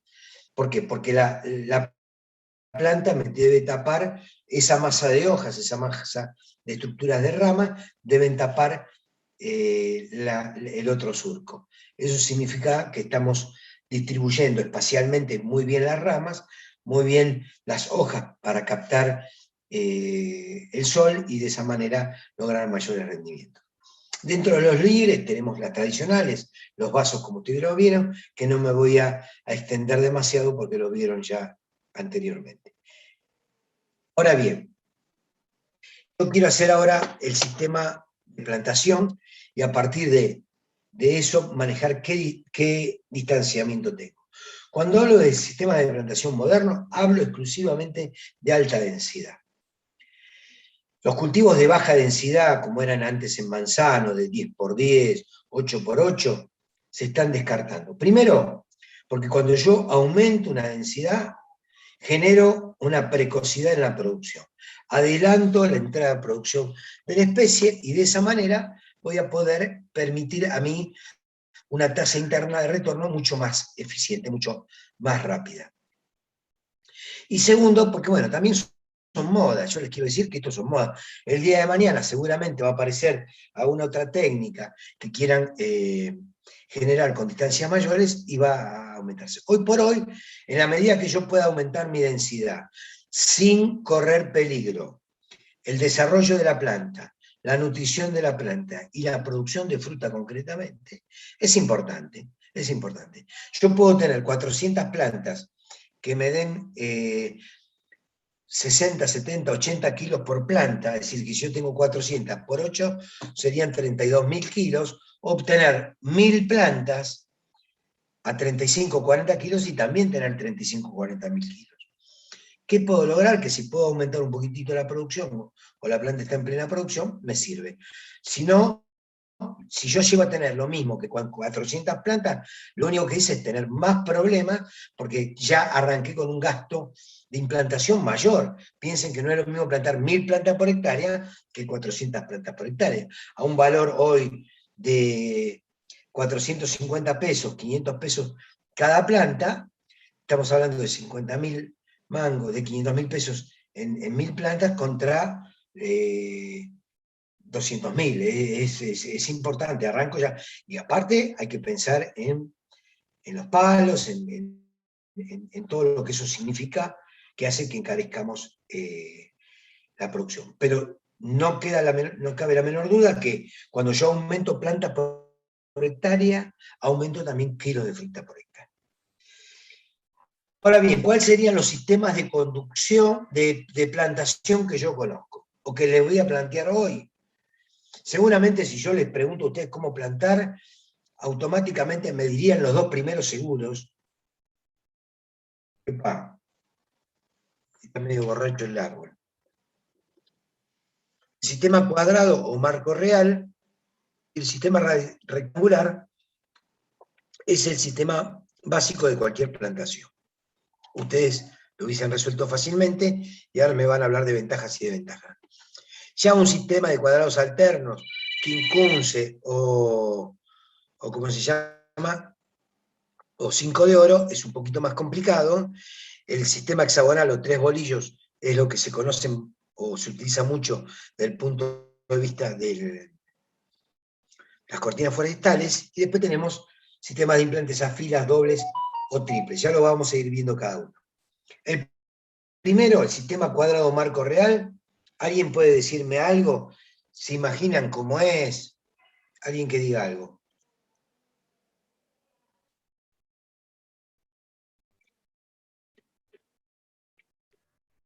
¿Podría ser igual distancia entre árboles y entre filas? Claro, concretamente es eso. El sistema es igual entre filas y entre plantas, por lo tanto es muy fácil para utilizar en terrenos que no tienen pendiente o con muy poquita pendiente. ¿Y cómo obtengo el número de plantas? Yo sé que si la distancia es 4x4, 5x5, 6x6, es igual la distancia entre plantas que la distancia entre filas. Si yo digo, como en el ejemplo que puse acá, 6x6 es 36 metros cuadrados que utiliza cada planta. Es lo más homogéneo y equilibrado que puede existir. Es decir, yo digo que cada planta de mi monte frutal ocupa 36 metros cuadrados. ¿Qué significa que ocupa 36 metros cuadrados? Que tiene 36 metros cuadrados para captar agua, para captar sol, para captar nutrientes. Así que eso es muy sencillo. Yo tengo 6 por 6, 36. Lo divido por los 10.000 metros cuadrados que tiene una hectárea y ya me da la cantidad de plantas por hectárea. Es algo muy sencillo. Eso. Desde este punto de vista es recontra fácil. Yo sé que si yo pongo 6 por 6 puedo utilizar la máquina en ambos sentidos, porque la distancia es igual. Por lo tanto, me está indicando que no es apto para cultivos densos, porque para cultivos densos no puedo pasar con la máquina o la maquinaria de ninguna manera. Para cultivos poco densos sí me sirve. Es decir, que si yo hablo desde 4,5 por 4,5 para adelante, o 5 por 5 para adelante, yo podría decir que tranquilamente puedo manejarme con este sistema de distancia de plantación. Es fácil de marcar, porque marcar iguales distancias, tanto entre filas como entre plantas, es relativamente sencillo. Es cuestión de generar una línea guía para después sacar las paralelas a esa línea guía, que puede ser a través de un alambrado, a través de un camino, o hacer solamente el sistema de Pitágoras que todo el mundo conoce, para encuadrar lo que hace cualquier albañil para hacer los cimientos de la casa de ustedes, bueno, o para implantar un galpón o un invernáculo, hacen Pitágoras. A partir de ahí yo puedo encuadrar, generar un ángulo de 90 grados, y a partir de ese ángulo de 90 grados, yo voy haciendo mis líneas paralelas a la distancia estipulada, en este caso, cada 6 metros. Entonces es muy sencillo la marcación.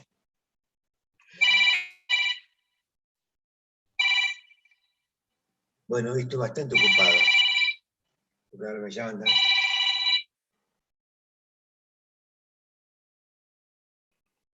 Perfecto. Muy bien.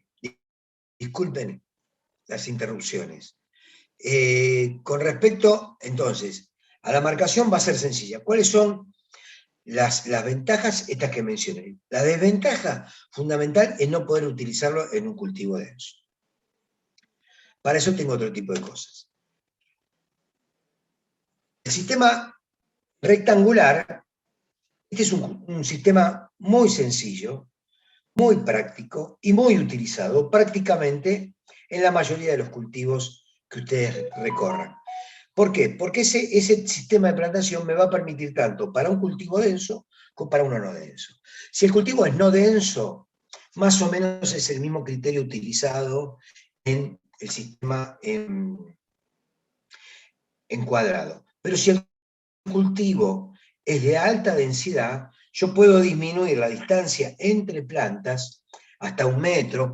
Miren, la foto que yo tengo a la derecha de la pantalla, eso lo saqué, es manzana, es una producción de manzana en Italia, que encontré en la ruta, paré, me saqué unas fotos ahí, realmente la planta estaba cada 50 centímetros entre planta y planta, parecía un cerco, era realmente hermoso, si ustedes ven verde intenso, lo ven bastante nutrido, por lo tanto no era una limitante, bueno, seguramente allá el uso de fertilización y fertirriego es muy común y por lo tanto lo pueden hacer, acá tendríamos que evaluar los costos, y ponerlo en la mesa si conviene, pero este es un sistema de súper alta densidad. En cambio, el de la izquierda también es un sistema rectangular, entre plantas hay aproximadamente unos 4 metros y medio, y entre filas de plantas entre 5 y 6 metros. Si creo que este es 5 metros. Es de un productor de San Pedro, que nosotros le hacíamos la nutrición. Bueno, esta gente es un sistema tradicional de naranja de la zona sanpedrina, de nuestra zona. Y este es un sistema de alta densidad de la zona de Europa. Muy bien. Por lo tanto, sirve para 2 cosas. ¿Es fácil de demarcar? Claro. Utilizo el mismo criterio utilizado en el sistema para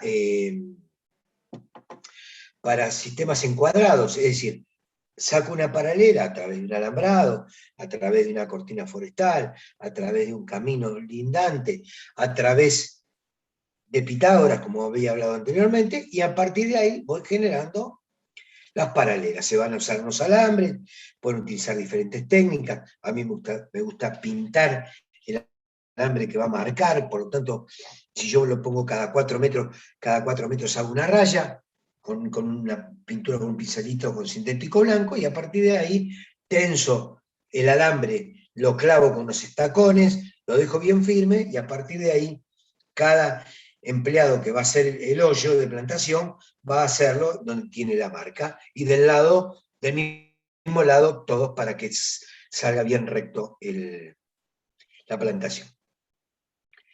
El uso racional del suelo también se marca, porque a pesar de no ser un cuadrado, es también equidistante en ambos sentidos. Si yo hago, por ejemplo, cuando el cultivo es no denso, 5x4, 20, o 4x4, 16, o 5x5, 25, más o menos estamos lo mismo.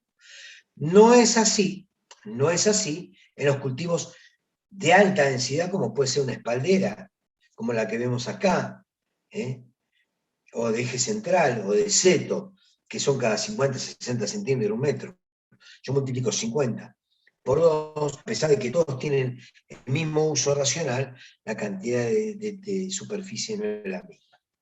Con respecto al traslado de maquinaria, si yo veo el cultivo de la izquierda o el de la derecha, cuando la planta es adulta, puedo pasar en la primera etapa del cultivo, capaz entre las plantas. Pero si no, tengo que sí o sí trabajar entre la fila, porque entre la planta no podría, y menos en un cultivo de alta densidad, como vemos en el de la derecha de manzano. Acá, lamentablemente, esto es así. Generalmente, cuando recién se implanta, que la planta es muy pequeñita, puedo pasar en ambos sentidos, cuando hablamos de 5x4, 6x4, o hasta 3,5, porque puedo tener una rastramontera, un tractor chico de deporte, pero de alta potencia, como puede ser un viñatero o algo por el estilo, que me permite acceder a superficies bastante más cortas. Pero si no hago eso, efectivamente tengo que trabajar en un sentido de plantación. Eso es bueno, pero es mejor si pudiera hacerlo en los 2 sentidos, porque controlo maleza mecánicamente y ya no ingreso con tantos productos químicos o con el uso de herbicidas que pueden pegarle un susto a una planta recién implantada, como puede ser un durazno o como puede ser un cítrico. ¿Hasta ahí vamos bien? Sí, profe. Sí, Gracias. Sistemas de cuadrados alternos o quincunce, o 5 de oro, algunos le dicen, porque parece la baraja, o la distribución de los soles de la baraja. Acá, este tipo de sistemas de plantación se hacen cuando yo quiero consociar un cultivo. ¿Y cuándo a mí me interesaría consociar un cultivo? Cuando el cultivo principal entra en producción o lleva el ingreso a producción mucho más años que los que yo pueda poder soportar sin que me ingrese dinero, porque yo cuando planto una planta de olivo, una planta de nogal, voy a esperar X cantidad de años, por más que la planta esté injertada, para que esa planta esté en plena producción. Por lo menos 7, 8, 9, 10 años quizás. Y hay que tener espalda suficiente, financieramente hablando, para soportar 10 años sin que entre un peso en ese cultivo. ¿Qué hacen algunos? Yo les digo que es bastante complicado, pero se puede hacer y la alternativa existe, y por lo tanto la tienen que tener en cuenta para el día de mañana que se les pueda presentar una circunstancia así, es utilizar un cultivo consociado. Yo puedo agarrar, plantar olivo, plantar nogal, y plantar un cultivo, por ejemplo, de durazno, que tiene menor porte, que entra en producción rápido, que al tercer, cuarto año ya estoy vendiendo duraznos, a los 6, 7 años casi estoy en plena producción, y cuando prácticamente va a estar en plena producción el frutal principal del cuadrado alterno, yo agarro y elimino el anterior.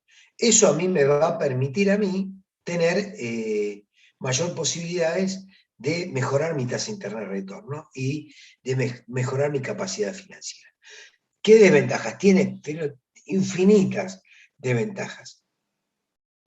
Porque acá vimos las ventajas, que es el cultivo consociado, la tasa interna de retorno, y para cultivos de muy baja densidad. Pero las desventajas que yo puedo tener son otras, como por ejemplo, el manejo de 2 cultivos diferentes, el manejo de productos químicos diferentes que pueden afectar a uno a otro, el ingreso de maquinaria mucho más seguido de lo habitual, y cada vez que usted ingresa con un tractor, con un implemento, por ejemplo, una pulverizadora, las pulverizadoras son aproximadamente de 3.000 litros, está metiendo 3.000 kilos solamente de producto, más el equipo, más el bastidor y todo eso, otros 1.000 y pico de kilos más. Así que está entre 4 y 4.000 kilos del implemento, del apero, más el tractor que tira esa pulverizadora. Así que estamos en 6, 7.000 kilos cada vez que yo aplico una pulverización. Si yo tengo que ir a hacer un raleo, ingreso con el tractor y el acoplado. Si yo tengo que hacer una poda, ingreso con el tractor y el acoplado. Si yo tengo que hacer un control de malezas, ingreso con el tractor y el implemento. Por lo tanto, ingreso. ¿Qué significa esta frecuencia de ingresos? Significa compactación del terreno. ¿Y qué significa una compactación del terreno?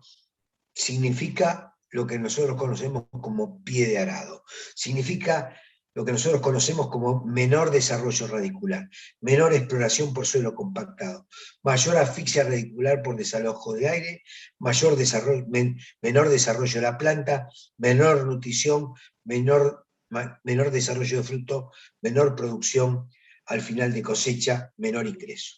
Eso solamente por la compactación. Más todas estas desventajas que yo tengo. Y el costo, porque también tiene un costo. Son 2 cultivos, diferentes, totalmente diferentes. Capacitar al personal para 2 cultivos diferentes. Tener herramientas para los 2 cultivos diferentes.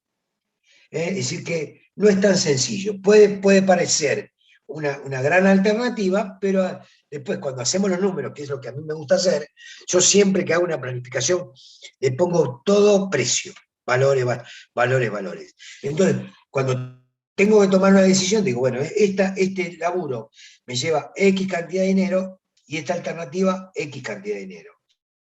¿Qué es lo que me conviene? ¿Qué es lo que puedo hacer? Porque capaz que me conviene hacer la inversión, pero si no tengo la plata, no lo puedo hacer. Por lo tanto, uno tiene que estar entre lo posible y lo que realmente debería hacer. A partir de ahí, tiene que manejar las variables. Después del sistema de cuadros alternos, hay otro sistema que es mucho más eficiente, es el de los triángulos equiláteros. Estos triángulos equiláteros, es decir, que la distancia entre planta y planta y entre línea y línea es exactamente igual, es lo que se utiliza generalmente para las cortinas forestales. O lo habrán visto infinidad de veces para cualquier implantación de un monte forestal. No sé si han cursado silvicultura, pero si han cursado sabrán muy bien, no quiero hablar del profesor Insúa, una eminencia en la materia, pero porque la gente de Salta y Mendoza no lo conoce. Sería un dicho, en cualquier momento se lo vamos a enviar para que lo tengan por lo menos una temporada. Él plantea mucho este sistema de conducción, es un sistema de conducción bastante utilizado, práctico, relativamente sencillo, porque las distancias son iguales, entonces con dos alambres marcados a iguales distancias y desfasados solamente a la mitad entre planta y planta, podemos marcar tranquilamente y hacer. Es el uso más racional desde el punto de vista de uniformidad y homogeneidad de la superficie por planta. Pero si ustedes ven, tiene problemas serios de desarrollo de maquinaria. ¿Cómo me traslado con la maquinaria? Yo no sé si ustedes ven mi cursor, pero la única manera que yo pueda trasladar es en forma de diagonal. ¿Ven? ¿Se ve el cursor o Sí, no? sí, se ve. Ah, genial. Gracias. Entonces, solamente es en diagonal. Lo quiero hacer en la otra diagonal, ya no lo puedo hacer. Entonces, lo que genero con respecto a este tipo de trabajo es un solo uso de maquinaria. Tengo que utilizar mucho herbicida para el control de maleza. El control de maleza a través de herbicida puede generar problemas y daños en la epidermis del frutal, más en los primeros años, y es en los primeros años donde yo debo controlar más el control de maleza. ¿Por qué motivo? Porque es donde más competencia tengo. Cuando la planta es grande, el mismo sombreado hace que ni me crezcan las malezas ahí. Pero bueno, cuando recién está implantado el monte frutal, puedo tener serios problemas. Entonces, desde ese punto de vista, se me generan inconvenientes. ¿Qué ventajas tiene? Bueno, marcarlo, el tránsito de maquinaria también.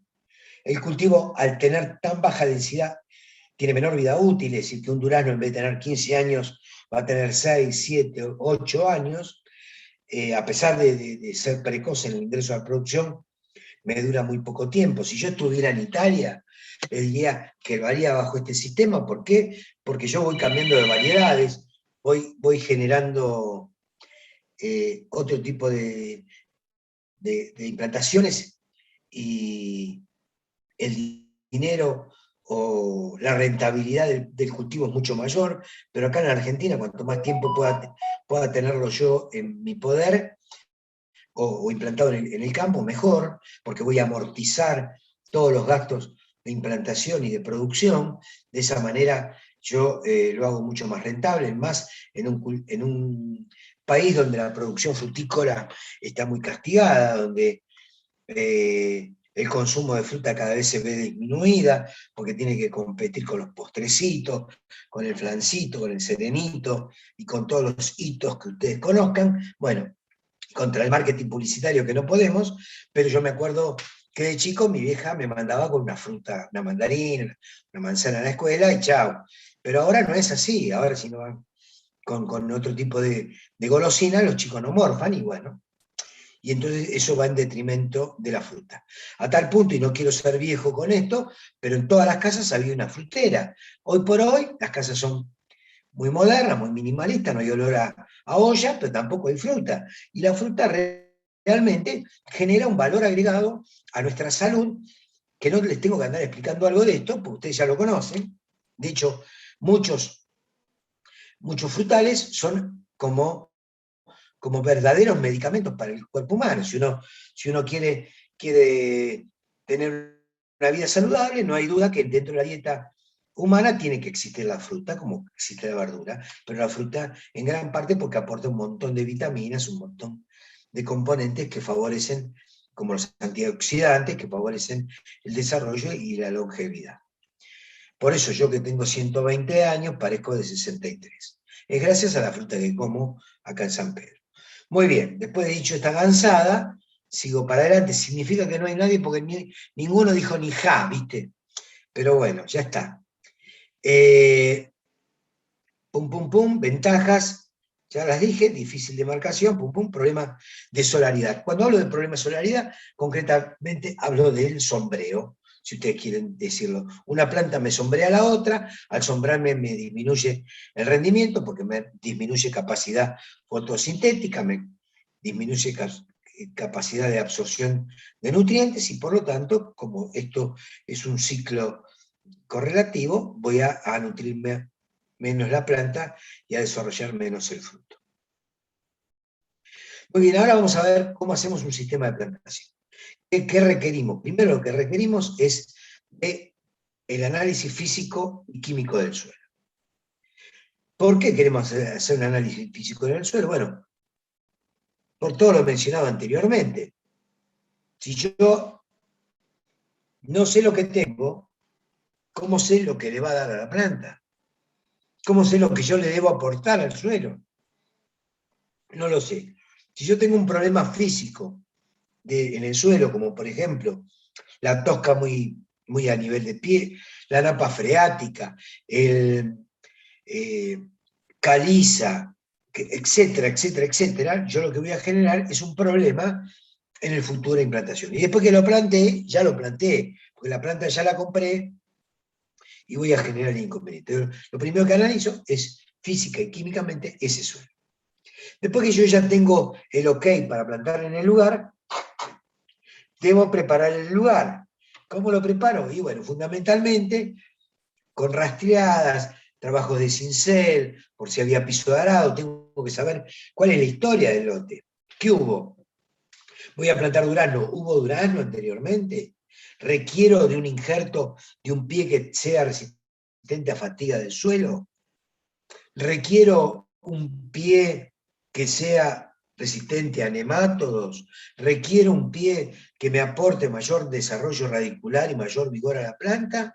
¿O requiero un pie que al contrario me restrinja el desarrollo? ¿Requiero un pie resistente al pulgón lanígero, por ejemplo, en manzana? A fitóftora, a filoxera, ¿qué requiero?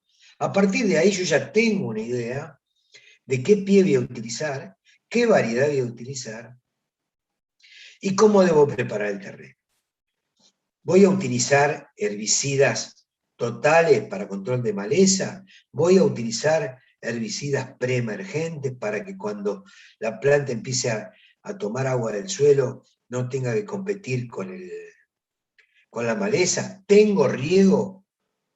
Porque si tengo riego, mucho no me afecta el tema del agua, pero si no tengo riego, ¿cómo hago? ¿Hago solamente el riego de implantación y chau? ¿O genero un riego frecuente, semanal, quincenal, etcétera, etcétera, etcétera? ¿O pongo un riego por goteo? ¿Cómo lo hago? Bueno, yo eso lo tengo que manejar. Después que yo preparé el terreno, lo más nivelado posible en el caso que se pueda, en el caso que tenga pendientes del 3% y elija hacer curva de nivel, marco las curvas de nivel y a partir de ahí hago la implantación. Y cuando hago la implantación estoy hablando de la marcación y apertura del hoyo. ¿Y cómo tiene que ser ese hoyo? ¿Del mismo tamaño del sistema radicular o tendría que ser mayor? Y yo le digo que cuanto más cómodo entre esas raíces en el hoyo de plantación, mucho mejor desarrollo van a tener en el futuro.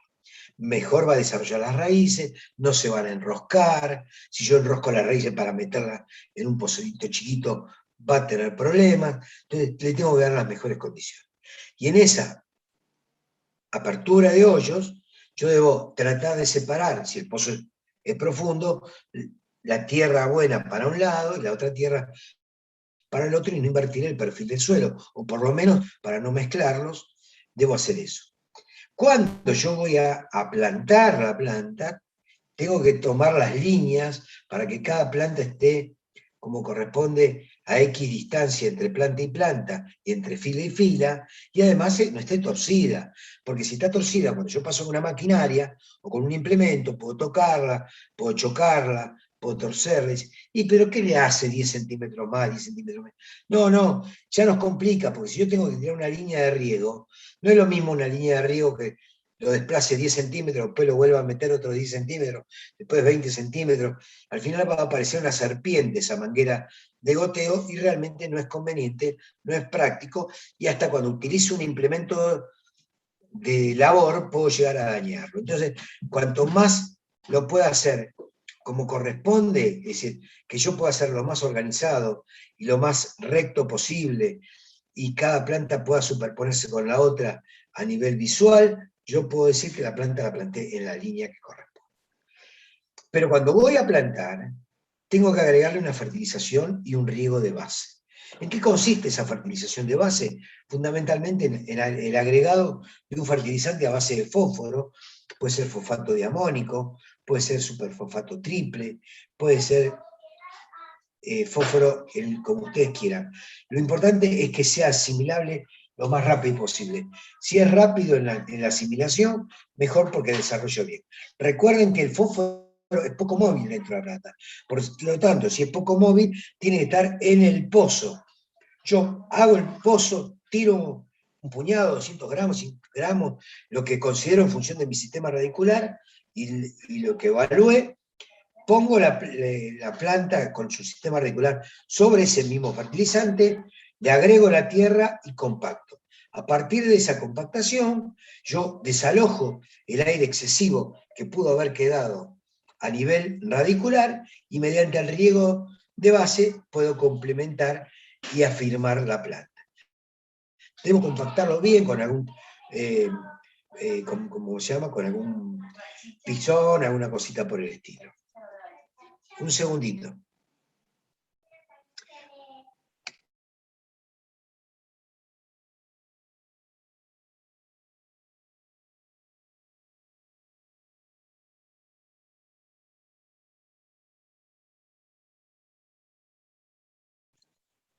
Hola, disculpen, justo estaba uno de mis nietos hablando y no quería interrumpir.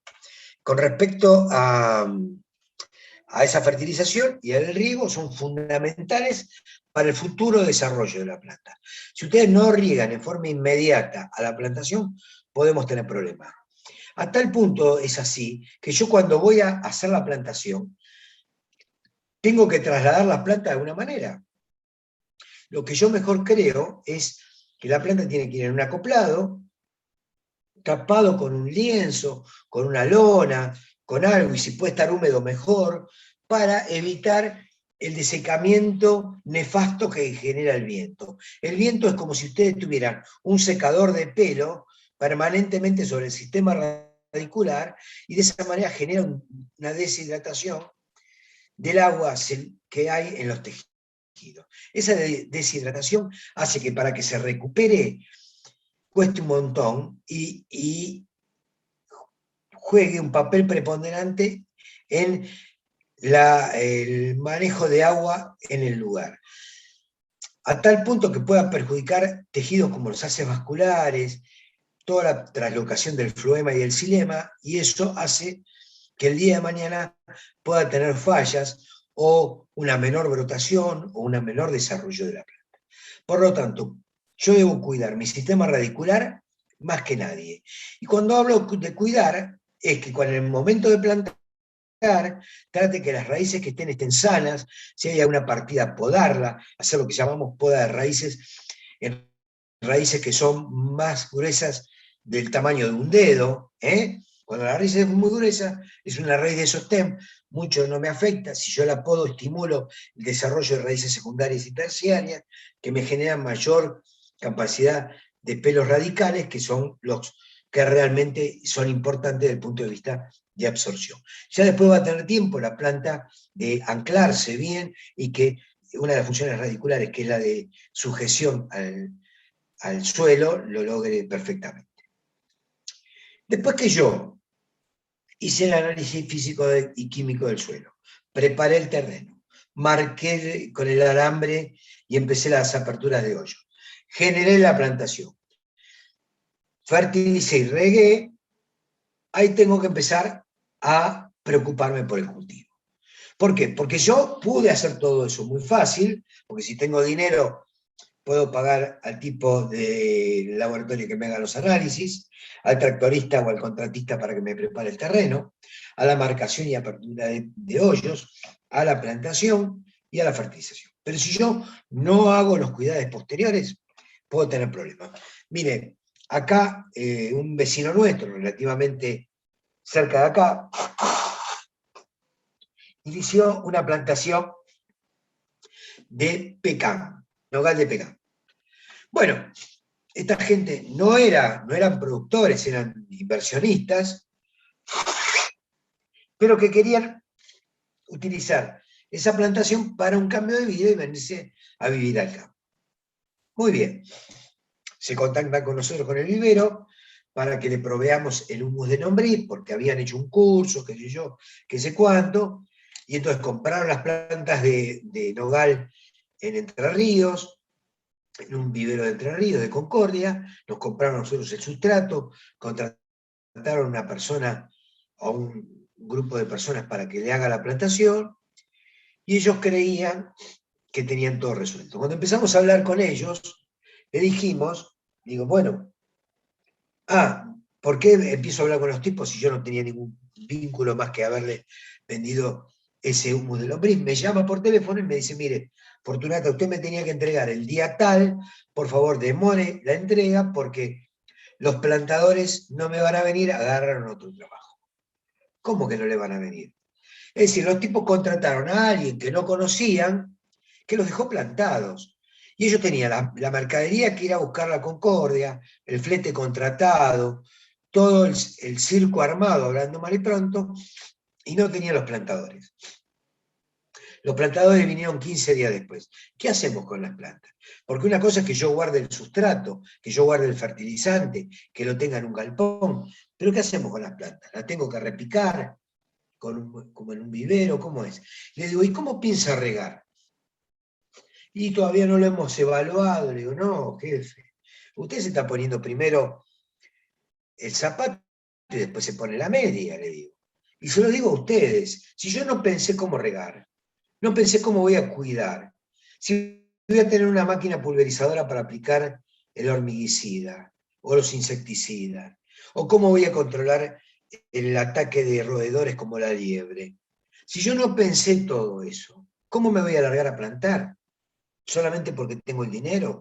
¿Solamente porque hice un curso? ¿Solamente porque contraté a un ingeniero agrónomo especialista en tal plantación y el tipo desarrolla eso? Les cuento otra. Yo creo que les comenté la vez pasada, no sé si estaban todos o a quién se lo hablé, que una vez fui a una plantación de higo en la localidad de Bragado, provincia de Buenos Aires, porque se estaban muriendo las plantas y era por un ataque de nematodos. ¿Alguien recuerda de esa anécdota?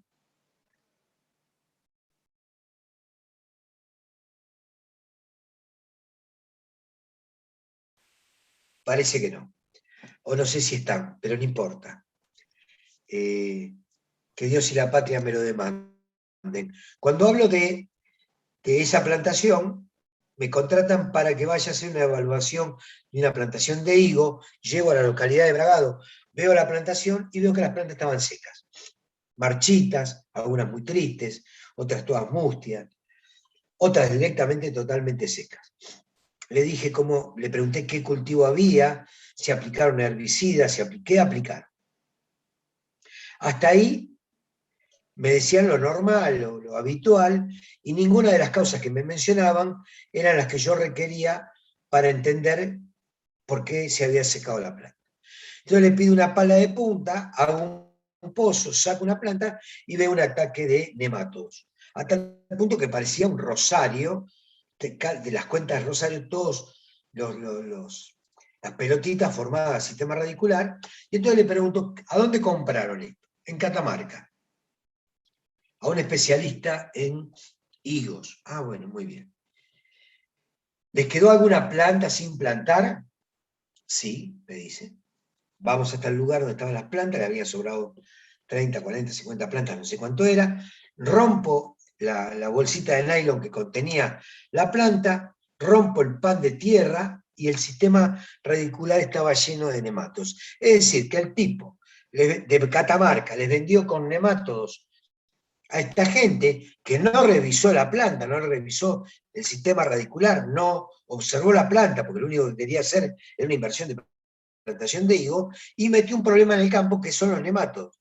Que sacar esos nematodos costó un montón de planta y costó una contaminación del suelo con insecticidas de alto poder residual, que pueden llegar hasta contaminar las napas freáticas. Miren qué locura, por no haber revisado las plantas ni bien llegaron, y por no haberse podido quejar y haber perdido toda la plantación por culpa de un inescrupuloso que le vendió plantas con nematodos. A tal punto que este cristiano, que se decía ingeniero, cuando le pregunté si habían hecho el análisis físico y químico, me dijo que no. ¿Hizo análisis de agua? No. ¿Y cómo saben si el agua es buena o es mala? Y nos preguntó si teníamos muchas caries. Cuando el tipo me dijo si teníamos muchas caries, yo me empecé a cagar de risa, discúlpenme. ¿Cómo un ingeniero agrónomo le va a preguntar las caries?